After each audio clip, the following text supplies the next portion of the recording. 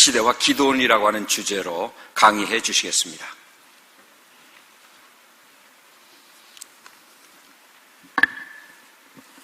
만나 뵈서 반갑습니다. 사실 디지털 하면 많이들어는 보셨습니다만은 여전히 생소한 단어인 것 같습니다.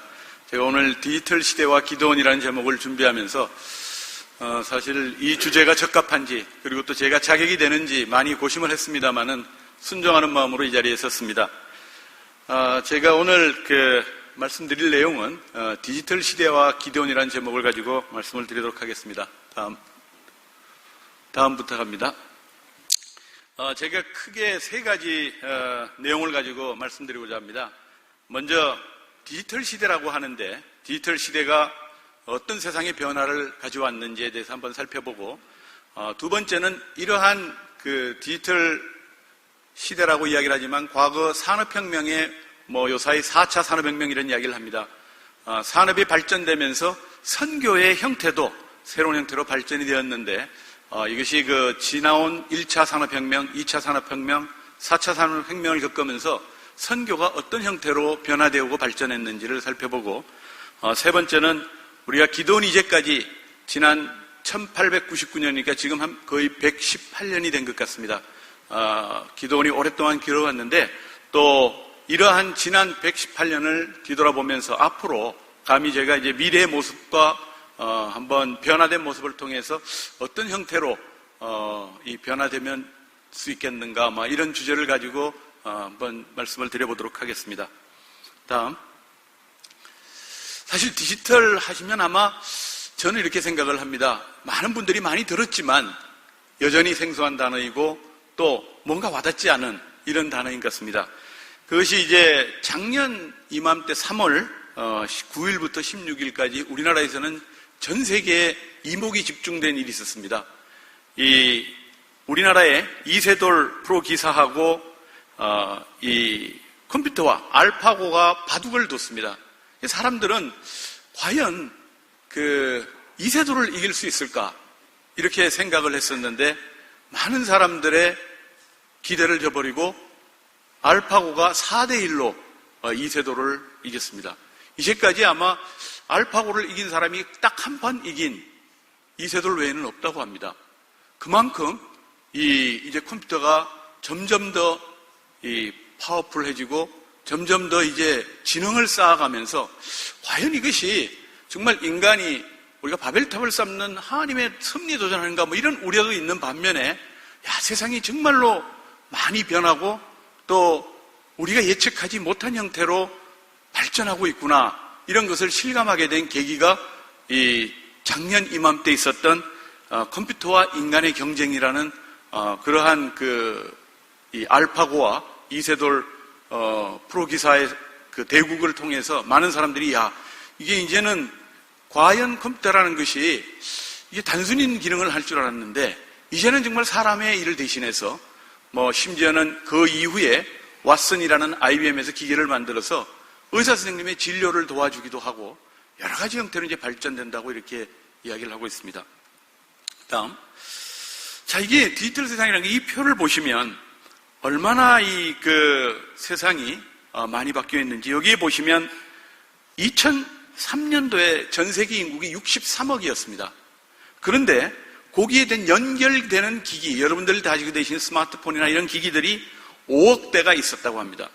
그런데 불과 7년 만에 전 세계 인구는 63억에서 68억으로 5억이 늘었는데 이 연결되는 기기는 125억 개, 다시 말해서 거의 20배 이상이 25배 이상이 이렇게 증가하였고 2015년에는 전 세계 인구가 72억이었는데 250억 대의 기기가 연결되었고 2020년에는 76억 인구에 500대가 이게 연결된다고 합니다. 2025년에는 1조가 도달하고 아마 여러분들은 못 느끼시는 가운데 집에서 나오신 이후에 하루 종일 여러분들이 CCTV에 노출되는 것이 300대 정도에 노출된다고 합니다. 그러니까 하루에 다니시면 요새 범죄도 다 분석이 되고 다 찾지 않습니까?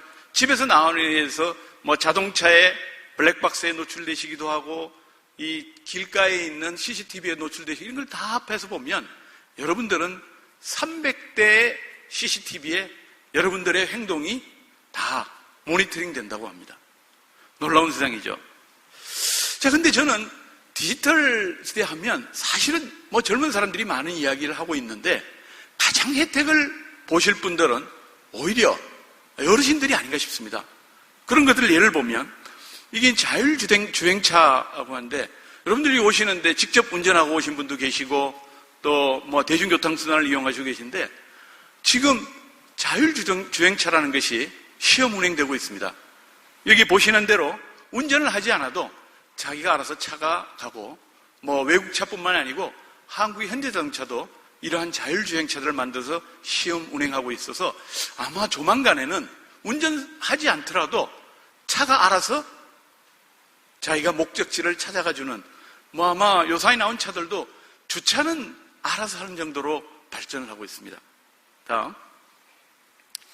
또 의료만 하더라도 여러분들 여기에 보시는 대로 사실 2000년대에 타임즈에는 이런 기사가 나왔습니다. 정보가전이라는 기사가 나왔는데 알람 시계를 하나를 예를 들면서 뉴욕의 알람 시계에 아침 7시에 8시 출근하기 위해서 7시에 알람을 맞춰놨습니다.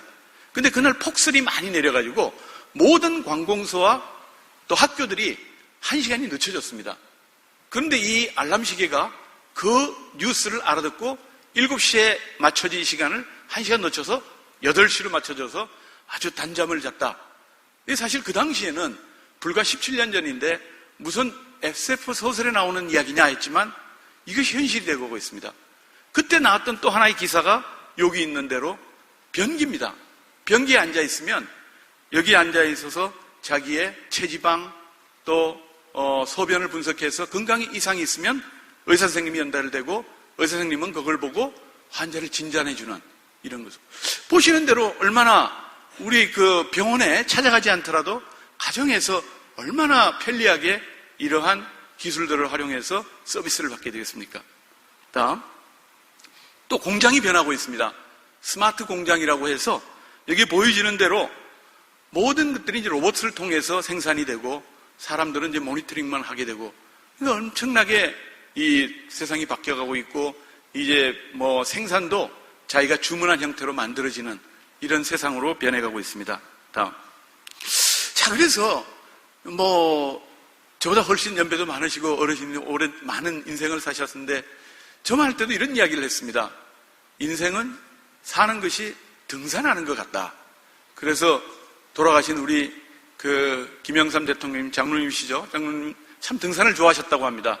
등산을 하면서 저 높은 곳을 바라보면서 산을 올라가면서 인생을 배운다 이런 이야기를 했는데 사실 요사이는 그런 이야기를 합니다. 이제 사는 것이 세상을 사는 것이 산이 아니고 광야 같은 거다. 이미 성경에서는 그렇게 있습니다. 왜 그렇게 이야기를 하냐면 산은 목표가 있지만 광야라는 것은 어젯밤에 저 앞에 산이 있었는데 하루아침에 바람이 싹 불어서 그 산이 없어지고 저쪽에 가 있는 그만큼 한 치 앞을 예측할 수 없는 그런 세상이라고 합니다. 사실 제가 많은 이야기를 합니다만은 혹시 여러분들은 에어비앤비라는 것을 이용하셨는지 모르겠습니다. 외국에 갈 때 숙박을 하는 거죠.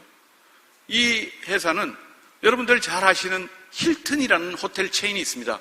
우리나라에도 큰 힐튼 호텔이 서울역 앞에도 있고 몇 년 전에 이제 저쪽에서 한번 한 적이 있었죠. 어딘지 동네는 잘 모르겠습니다만은 우리나라에도 서울에만 2개가 있는데 전 세계에 엄청나게 많은 이 힐튼 호텔 체인이 시가총액이 한 190억 불 정도 된다고 합니다. 그런데 호텔 하나도 없는 에어비앤비라는 회사, 인터넷으로 숙박을 해주고 하는 회사의 시가총액이 300억 달러라고 합니다. 그러니까 참 도저히 우리 세상적인 그 기존의 고정관념을 가진 입장에서는 이해가 안 되는 거죠.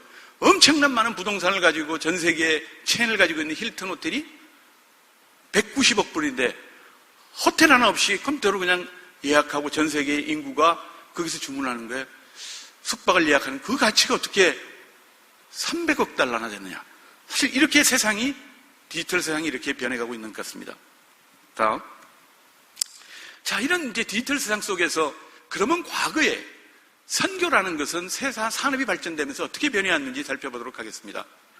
여기 보면 제1차 산업혁명을 이야기를 합니다. 이것이 이제 정기기관이 발생해서 세상에 굉장히 많은 변화를 느꼈습니다.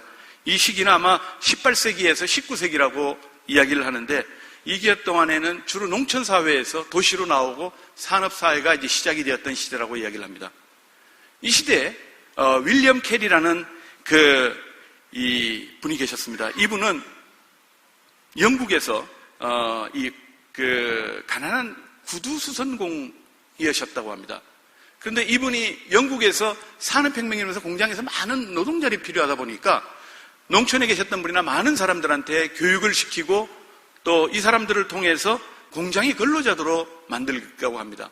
그래서 이 구두수선공이었던 윌리엄 캐리라는 분은 교육을 받고, 그리고 그 당시 1차 산업혁명의 발명품인 전기기관차를 통해서 인도에 가서 선교를 하여서 근대 선교의 아버지로, 우리 침례교단에서는 인도에서 사역한 영국 침례교 선교사로 윌리엄 캐리를 1차 산업혁명이 낳은 위대한 선교사로, 아직도 근대 선교사의 아버지로 칭송되고 있습니다. 이것이 아마 전기기관차가 발견되지 않았고 또 그 당시에 산업혁명이 일어나지 않았으면 아마 윌리엄 캐리 선교사님은 구두수선공으로 평생을 일하셨을지 모르겠습니다. 다음은 이제 2차 산업혁명이 일어났던 시절에, 이 당시는 전기가 발견되고 모터가 발견되고 또 여러 가지 이 에너지가 발견됐던 그런 시대라고 합니다. 2차 산업혁명 시대는 1차 세계대전이 직전인 1870년과 1914년 사이에서 일어났던 산업혁명으로서, 이때는 여기 나온 대로 철강, 석유, 전기 등의 이 같은 이제 산업이 확장되었다고 합니다. 이 2차 산업혁명 때 또 허드슨 테일러라는 큰 선교사님이 배출되었던 시대라고 합니다. 이 허드슨 테일러라는 분은 영국 욕 지방에서 태어나셨는데, 어렸을 때부터 이분은 부모님이 하나님께 서원을 하셨고, 원래 이분은 의사 선생님이 되려고 했는데 그 목표를 바꿔서 이 선교로 부모님의 기도의 서원에 따라서 선교를 하셨다고 합니다. 사실 그 당시만 하더라도 선교라는 것은 해안 지방을 중심으로 내륙에 들어가지를 못하고 해안 지방에서만 선교를 했었었는데, 그 당시에 썼던 전기, 그 다음에 송신 기술의 발달로 인해서 처음으로 중국의 내륙에 들어가서 선교를 하기 시작을 하였고, 이러한 선교를 통해서 중국 선교의 아버지로 부르진 허드슨 테일러 선교사님이 2차 산업혁명의 선교사님으로 이렇게 그 산업혁명의 시대의 부음에 따라서 선교 활동을 하였다고 합니다. 다음, 세 번째는 저희가 이제 3차 산업혁명을 디지털 혁명이라고 이야기를 하고 있습니다. 아시는 대로 여러 가지 전자기기들이 발달되었고 여러 가지 또 이 컴퓨터를 활용한 기술들이 되어서 이 시기는 보통 1980년부터 지금까지 지속된다고 이야기를 하고 있습니다. 자, 이 당시에 또 캐머런 위클리프라는 선교사님이 이러한 시대의 부음에 따라서 큰 선교 활동을 하였습니다. 이분은 그 당시에는 시각으로는 전 세계에는 200여 나라가 있다고 합니다. 우리 기도원의 회원국이 거의 200여 나라의 회원국을 가지고 있다고 하는데, 이분의 시각은 다른 시각이었습니다. 뭐냐 하면 나라가 대상이 아니고 언어를 대상으로, 전 세계에는 6,000개의 언어가 있는데 이 언어로 해서 나라의 뿐만이 아니고 언어를 번역되어 있지 않은 분들에게 성경을 전파할 수 있도록 그러한 선교 사명을 해서 위클리프 성경 번역 선교회를 창시하고 많은 나라로 언어를 번역해서 선교를 하였다고 합니다. 다음. 자, 이렇게 지금 이제 1차, 2차, 3차 산업혁명을 통해서 선교의 방법도, 그리고 새로운 선교의 형태가 나오기 시작을 했고, 이제는 우리나라도 이제 4차 산업혁명이라고 이야기를 합니다. 4차 산업혁명은 정말 앞에서 나온 대로 광야 같아서 어떻게 세상이 변할지, 어떻게 또 새로운 형태의 선교의 형태가 나타날지 우리가 사실은 한번 생각하는 본 시간을 가지려고 합니다. 다음. 기도원이 이제까지 걸어온 길과 간략하게나마 미래의 모습을 잠깐 살펴보도록 하겠습니다. 우리 기도원은 지난 118년 동안 유일한 초점은 오직 모든 인류를 그리스도에게 인도하기 위해 성경을 전하고 비치하는 영혼 구원을 위한 선교단체로 많은 분들에게 우리 성경을 나누어주고 하나님의 말씀을 전해왔습니다. 그래서 지금 2015년 기준으로 전 세계 20억 권의 성경을 배포해서 하나님을 믿지 않은 많은 사람들에게 성경이 전달되었고, 다음 여러 마음들은 이제 하나님께 가까이 가게 했는데, 그런데 2016년에 미주에서 나온 기사를 보니까 기도원이 위기에 있다 이렇게 이야기를 하고 있습니다. 그 내용을 보니까 LA 타임즈에서 2006년에 95%의 호텔에 성경이 비치가 되었는데 2016년에 10년 사이에 이 성경 배포된 비율이 48%로 거의 반으로 줄었다고 합니다.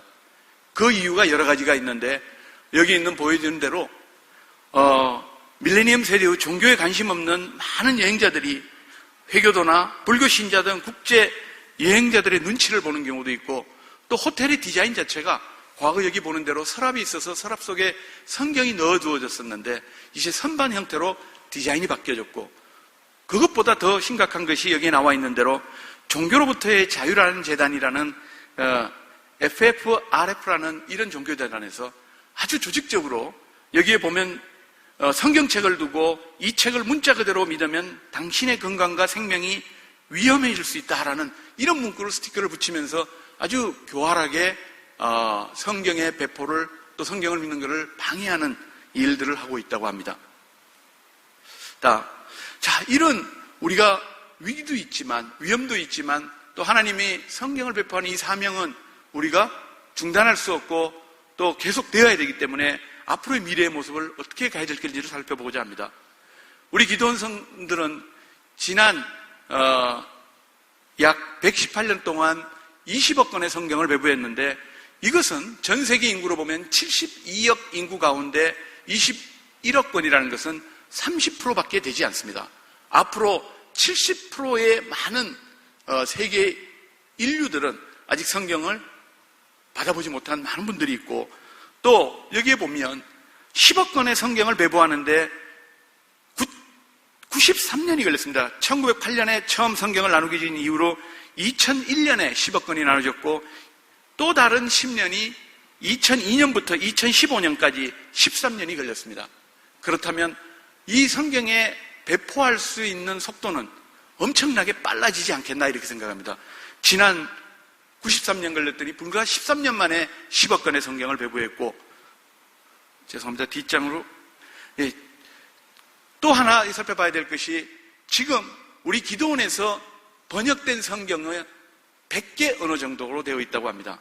그렇지만 전 세계에는 언어가 6,000개의 언어가 있고, 또한 앞을 보지도 못하고 듣지도 못하는 이런 많은 분들에게 있는데, 이런 분들에게도 성경이 전해지고 하나님의 복음이 전해져야 될 우리의 사명이 있다고 생각을 합니다.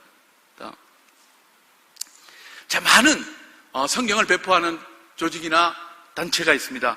여기에도 보면 FMNC 선교회 전생명 대표는 지금까지 있었던 3차례 산업혁명은 선교의 방법과 패러다임을 바꿔왔고, 4차 산업혁명 역시 선교의 새로운 접근 방법을 예고하고 있다 이렇게 이야기했고, 김효셉 선교사님은 교회 선교는 새로운 변화에 대해 열린 마음을 가지고 새로운 선교 패러다임을 늘 겸허하게 수용할 수 있어야 된다.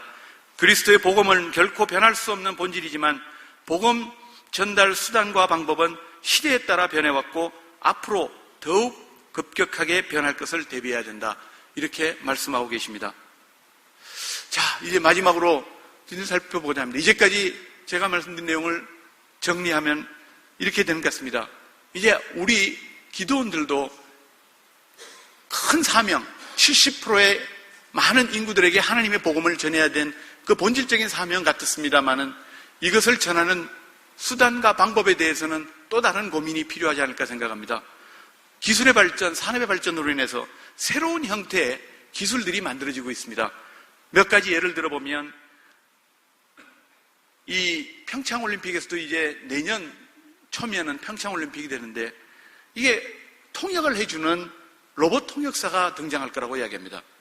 전 세계에 이 많은 언어로 변환해주는 통역해줄 수 있는 그러한 로봇도 만들어질 거고 또 어쩌면은 말씀을 전해주는 로봇 선교사가 만들어지기도 할 거고 또 하나는 우리는 이 드론이라는 비행체에서 많은 배달 요사이 페더럴 익스프레스의 경쟁사는 이제 앞으로 드론이 될 거다라고 이런 이야기도 하고 있는데 성경을 전하고 미복음 지역에다가 이 성경을 전달하는 수단이 드론이 이용되지도 않을까 이렇게 생각도 해봅니다. 이런 여러 가지 세상의 변화에 따라서 우리가 이제까지 전통적으로 해왔던 가장 하나님 보실 때 또 은혜스럽고 가장 기본적인 방법에서 우리도 이제는 한 번은 새로운 산업혁명, 지난 1차, 2차 산업혁명에서 위대한 선교사님이 나왔듯이 선교의 방법 또한 새로운 형태의 선교 방법을 한 번은 생각해 봐야 할 시점이 아닌가 이렇게 생각을 합니다. 감사합니다.